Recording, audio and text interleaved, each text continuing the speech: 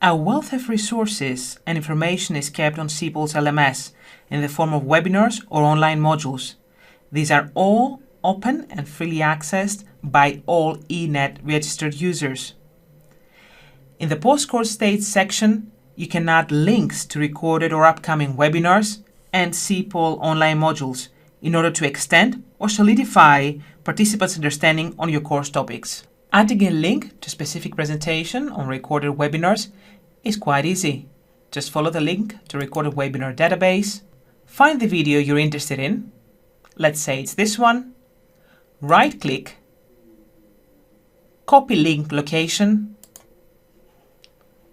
return to previous page, and here add it as a resource.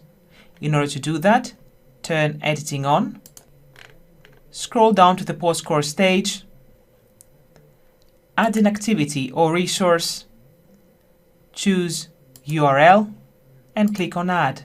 Here you can paste the URL you copied before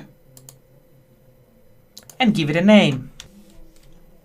Click on Save and Display. And here, in your post-course stage section of the course image, you have a direct link to a resource that can reinforce your course topics.